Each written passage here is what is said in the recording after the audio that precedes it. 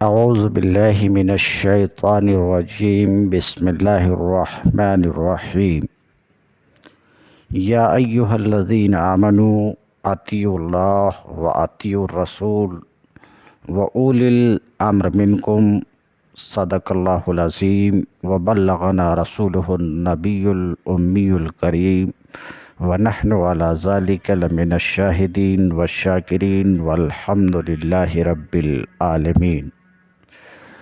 باب العلم انواریہ educational society وہ جامعہ انواریہ حیدرآباد انڈیا کے زیر اہتمام بفضلہ تعالی الجامع لشعب الایمان للبیہقی کا درس قسط وار جاری ہے۔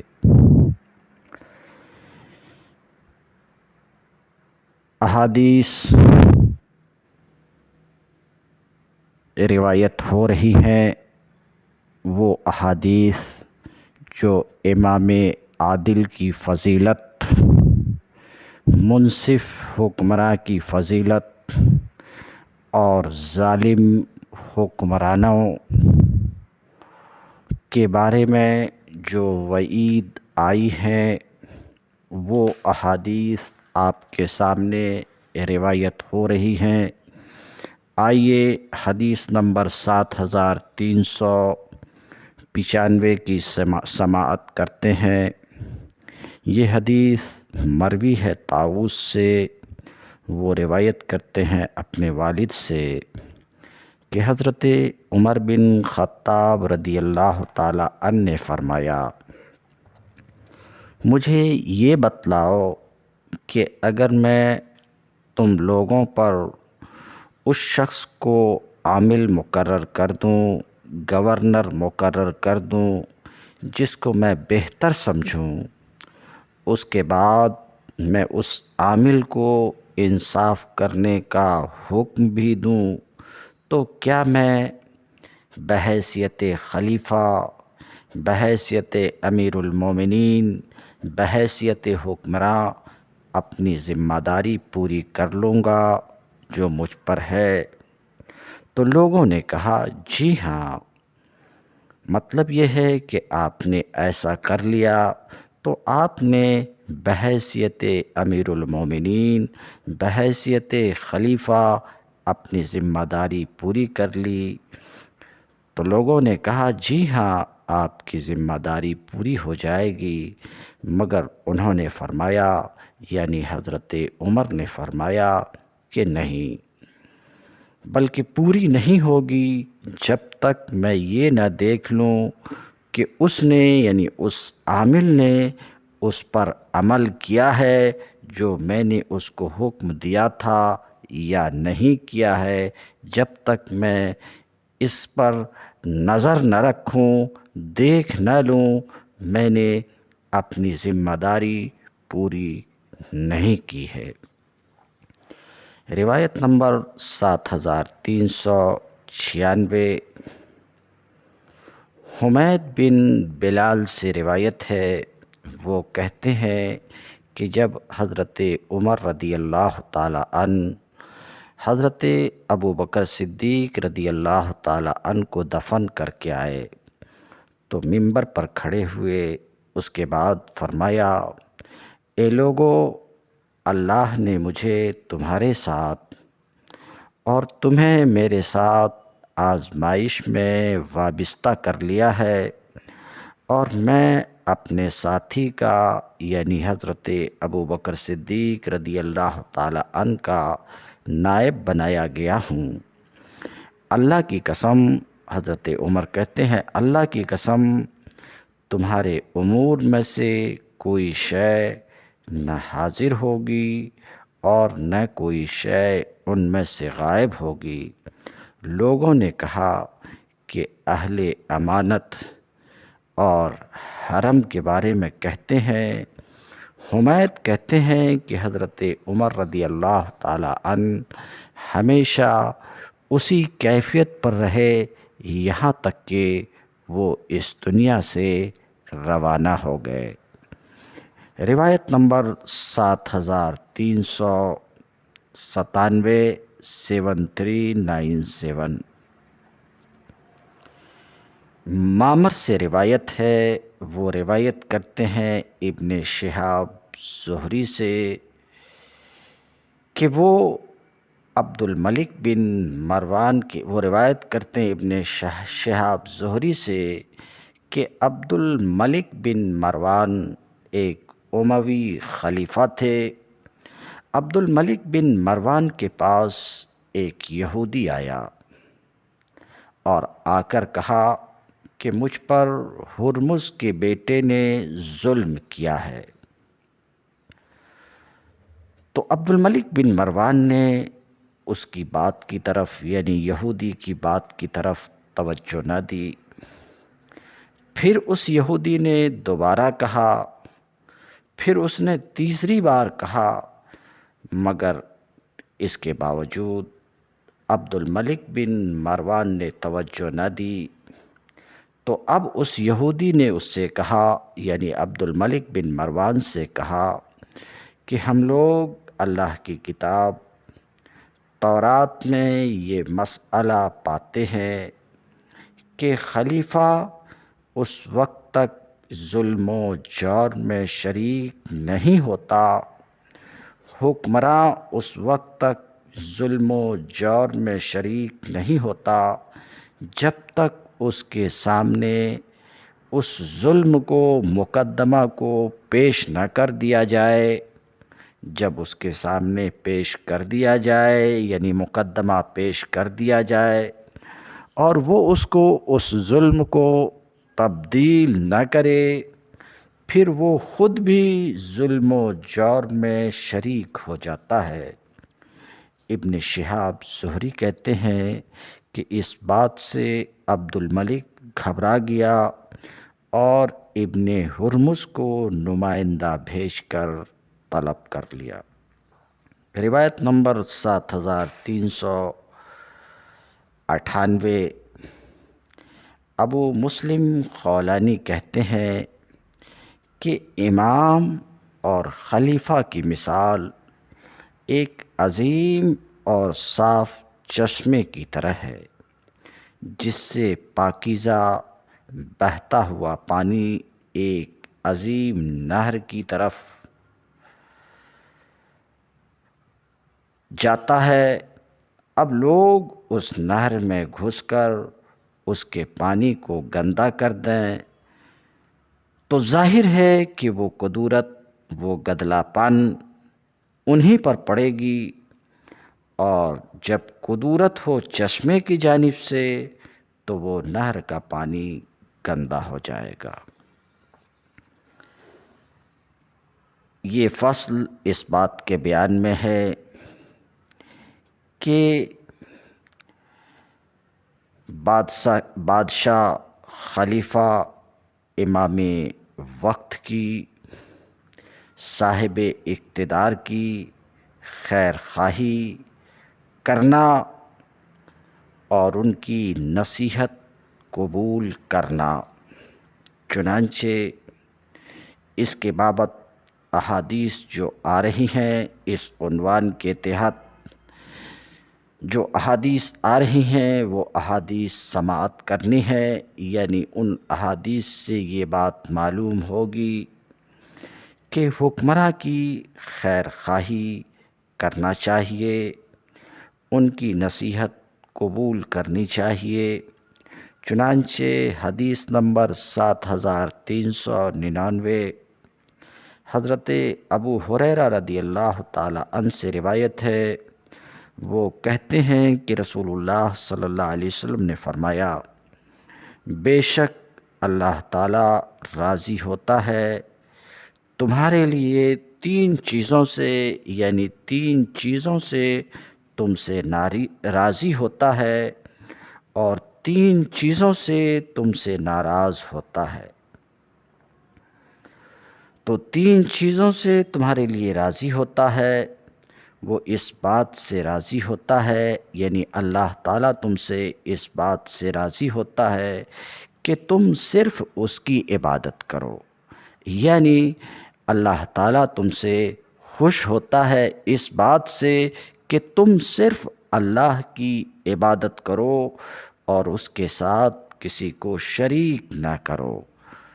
اللہ کے ساتھ کسی کو شریک نہ کرو عبادت میں، اور یہ کہ اور اللہ راضی ہوتا اس بات سے کہ تم سب کے سب مل کر اللہ کی رسی کو مضبوطی سے تھام لو۔ اللہ کی رسی یعنی اللہ کے دین کو مضبوطی سے تھام لو اور مت بکھرو، دین میں فرقہ بندی کے شکار نہ ہو۔ اور تیسری بات جس سے اللہ راضی ہوتا ہے وہ یہ ہے کہ تم اللہ کے مقرر کیے ہوئے والیوں اور حکمرانوں سے نصیحت قبول کرو جو تمہارے معاملے کے ذمہ دار ہیں، اور اللہ ناپسند کرتا ہے تمہارے لیے کیل و کال کو اور کثرت سوال کو اور مال ضائع کرنے کو۔ آج ہمارے دور میں حکمرانوں پر کیل و کال بھی بہت ہے، لوگ سوال بھی غیر ضروری کرتے ہیں اور مال کو بھی خوب ضائع کرتے ہیں، بالخصوص بڑے لوگوں کی شادی وغیرہ میں اضاعت مال خوب نظر آتی ہے۔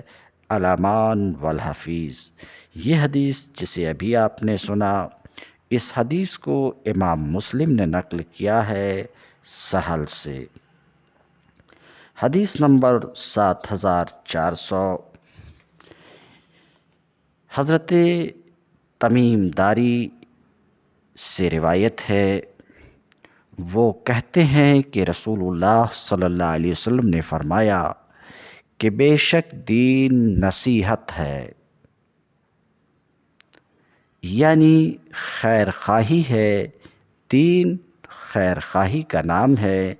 آپ صلی اللہ علیہ وسلم کے زبان مبارک سے 3 بار یہ جملہ ادا ہوا کہ بے شک دین نصیحت ہے۔ صحابہ کرام نے سوال کیا، کس کے لیے یا رسول اللہ؟ یعنی یہ دین خیر خواہی ہے، کس کے لیے خیر خواہی کرنا؟ تو آپ صلی اللہ علیہ وسلم نے فرمایا اللہ کے لیے، قرآن کے لیے، محمد رسول اللہ کے لیے، اور اہل ایمان کے ائمہ اور خلفاء کے لیے، یا اہل اسلام کے ائمہ کے لیے اور تمام مسلمانوں کے لیے خیر خواہی کرنا۔ اس کو مسلم نے صحیح میں نقل کیا ہے دوسری سند سے سہیل سے۔ روایت نمبر 7401 7401۔ عطا بن یزید روایت کرتے ہیں تمیم سے، وہ کہتے ہیں کہ اللہ نے فرمایا، وہ کہتے ہیں کہ رسول اللہ صلی اللہ علیہ وسلم نے فرمایا۔ تمیم داری کہتے ہیں کہ رسول اللہ صلی اللہ علیہ وسلم نے فرمایا الدین النصیحۃ، الدین النصیحۃ، دین خیر خواہی ہے۔ پوچھا گیا کہ کس کے لیے خیر خواہی ہے یا رسول اللہ؟ تو آپ صلی اللہ علیہ وسلم نے فرمایا اللہ کے لیے، اس کی کتاب کے لیے، اس کے نبی کے لیے، مسلمانوں کے ائمہ اور خلفاء کے لیے، حکمرانوں کے لیے، تمام مسلمانوں کے لیے۔ آپ کہیں گے کہ اس حدیث میں یہ بات بتائی گئی کہ دین خیر خواہی کا نام ہے، اللہ کے لیے خیر خواہی کیا ہے؟ اس حدیث میں بتایا جا رہا ہے کہ دین اللہ کے لیے خیر خواہی کا نام ہے۔ اللہ کے لیے خیر خواہی کس طریقے سے ہو سکتی ہے؟ تو خیر خواہی یہ ہے، اللہ کے لیے خیر خواہی یہ ہے کہ صرف اللہ کی عبادت کی جائے اور کسی کو اس کا شریک نہ بنایا جائے۔ دوسرا سوال حدیث میں یہ کہا گیا کہ دین اللہ کی کتاب کی خیر خواہی کا نام ہے، تو کتاب اللہ کی خیر خواہی کیا ہے؟ کتاب اللہ کی خیر خواہی یہ ہے کہ اللہ کی کتاب میں جو ہدایات ہیں انہیں مانا جائے اور ان پر عمل کیا جائے اور انہیں بدلا نہ جائے، انہیں بدلا نہ جائے۔ تو اللہ کی کتاب کو ماننا، اللہ کی کتاب میں جو ہدایات ہیں انہیں ماننا، ان پر عمل کرنا اور انہیں نہ بدلنا، یہ اللہ کی کتاب کے ساتھ خیر خواہی ہے۔ نبی کے لیے خیر خواہی، نبی کی خیر خواہی تو یہ ہے، نبی کی خیر خواہی تو یہ ہے کہ نبی پر ایمان لایا جائے، ان کو اللہ کا نبی تسلیم کیا جائے اور ان کی سنت کی پیروی کی جائے الی آخرہ۔ ابو عثمان سعید بن اسماعیل وائز فرماتے ہیں کہ آپ سلطان کو نصیحت کیجیے۔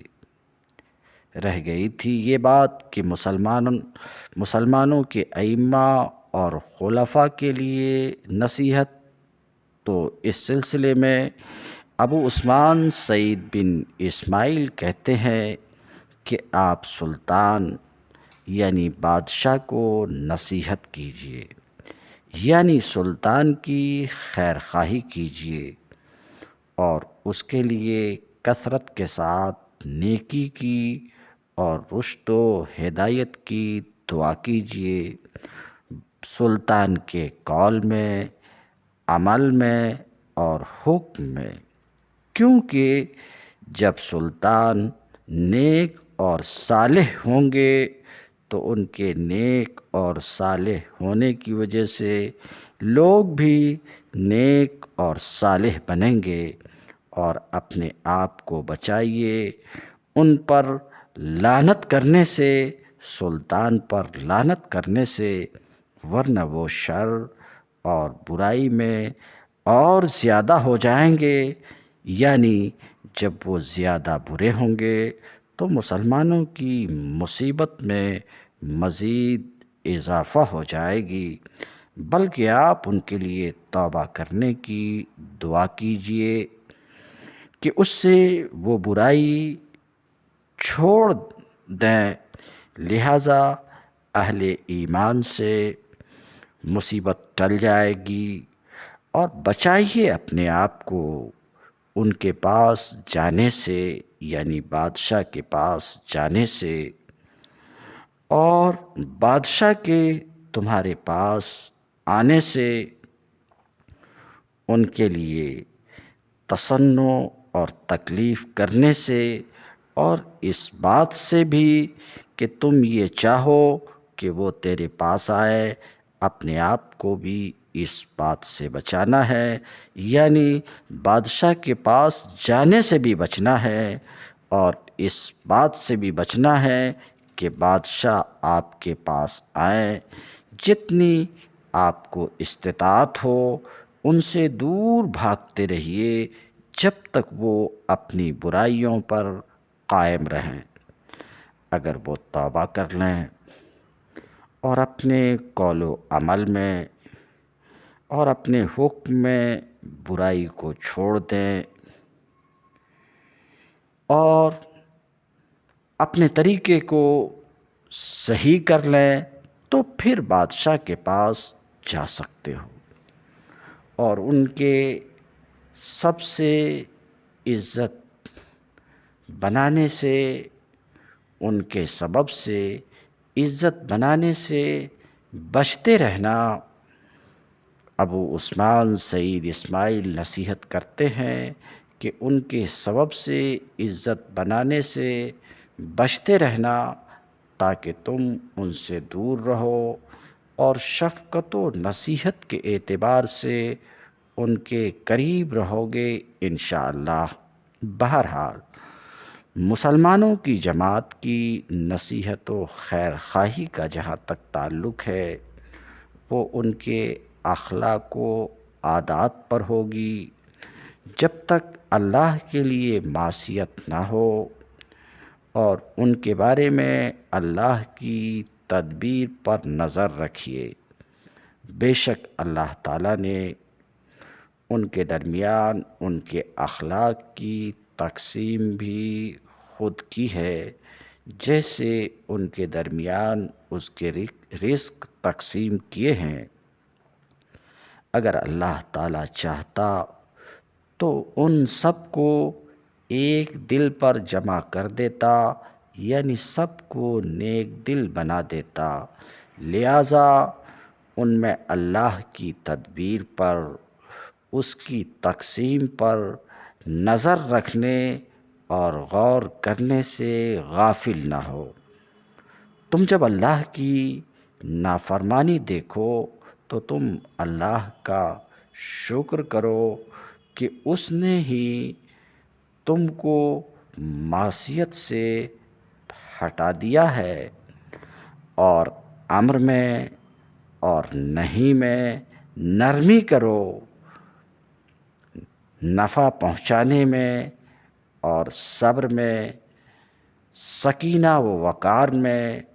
اگر وہ تم سے قبول کر لے تو اللہ کا شکر ادا کرو، اگر وہ اس کو تمہارے اوپر واپس کر دے تو اللہ سے استغفار کرو۔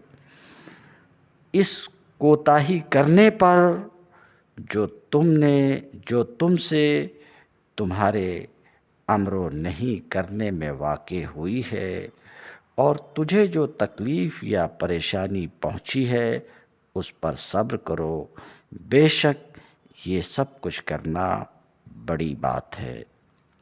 روایت نمبر 7402 ام المومنین عائشہ صدیقہ رضی اللہ عنہا سے روایت ہے، وہ کہتی تھیں کہ رسول اللہ صلی اللہ علیہ وسلم نے فرمایا، جو شخص تم میں سے کسی کام کا ولی بنایا جائے اور اللہ تعالیٰ اس کی بھلائی چاہے، جو شخص تم میں سے کسی کام کا ولی بنایا جائے اور اللہ تعالیٰ اس کی بھلائی چاہے، اس کا نیک معاون بنا دیتا ہے۔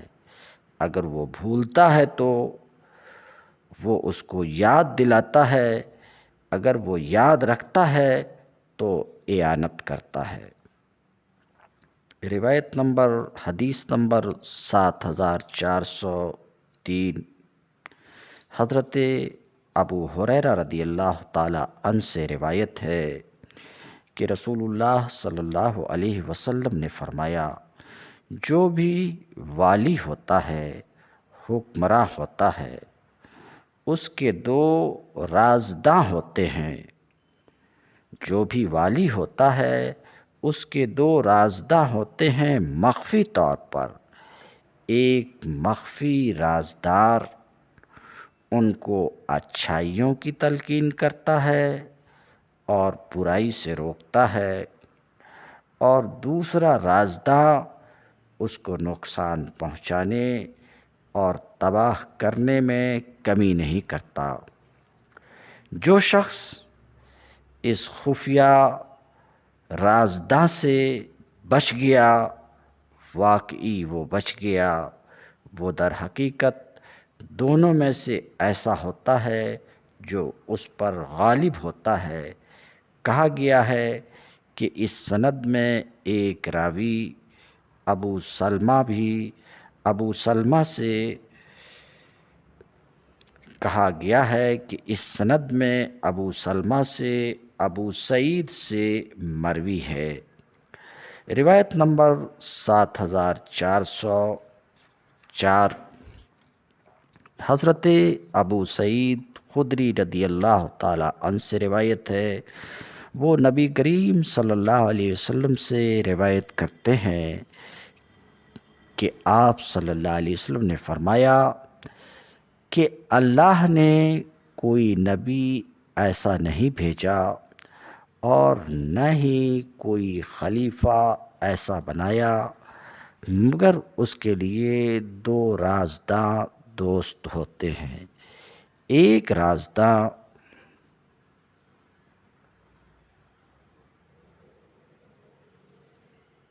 اس کے لیے دو رازداں ہوتے ہیں، ایک رازداں اس کو خیر کا حکم دیتا ہے اور اس کو خیر پر اکساتا ہے، دوسرا دوست رازداں اس کو غلط کام کرنے کو کہتا ہے اور اس کو اسی پر اکساتا ہے۔ تو محفوظ وہ رہا جس کو اللہ نے محفوظ رکھا، محفوظ وہ رہا جس کو اللہ نے محفوظ رکھا۔ روایت نمبر 7405۔ سفیان ثوری کہتے ہیں، روایت ہے سفیان ثوری سے، وہ کہتے ہیں کہ ہشام بن عبد الملک نے ابو حازم سے کہا، اے ابو حازم، اس معاملے سے چھٹکارا پانے کی کیا صورت ہے؟ اس نے کہا کہ آسان ہے۔ انہوں نے پوچھا کہ وہ کیا ہے؟ فرمایا کہ ہرگز کوئی شے نہ لو مگر اس کی حالت سے، اور ہرگز کوئی شے نہ چھوڑو مگر اسی کے حق میں۔ انہوں نے پوچھا، اے ابو حازم، اس کی کون استطاعت رکھے گا؟ فرمایا، جو شخص جنت کو طلب کرے اور جہنم سے دور بھاگے، وہ اس شخص کی حالت یہی ہوگی کہ اسی چیز کو لے جو حق ہے اور جو حق نہیں ہے اسے نہ لے، اس سے باز آ جائے۔ سفیان ثوری سے ہی روایت ہے کہ بعض عمرا نے ابو حازم سے کہا، آپ کی کوئی ضرورت ہو تو ہمیں بتائیے، یعنی آپ کو کچھ چاہیے تو ہمیں بولیے، ہم آپ کو دیں گے۔ انہوں نے فرمایا کہ بہت دوری ہے، بہت دوری ہے، یعنی ناممکن ہے کہ میں اپنی حوائج، اپنی ضرورتوں کو اس کے آگے پیش کروں جو ان سے بے خبر ہے۔ بہت ناممکن ہے کہ میں اپنے حوائج اس کے آگے پیش کروں، اس ذات سے اٹھا کر جس سے کوئی حاجت نہیں چھپتی، یعنی ایسا تو ہو نہیں سکتا کہ میں اپنی ضرورت اس کے سامنے پیش کروں جو میری ضرورتوں سے بے خبر ہے، اس ذات کو چھوڑ کر جس سے کوئی حاجت نہیں چھپتی، یعنی اللہ کے بجائے میں اپنی ضرورت تم سے مانگوں، یہ مجھ سے ناممکن ہے۔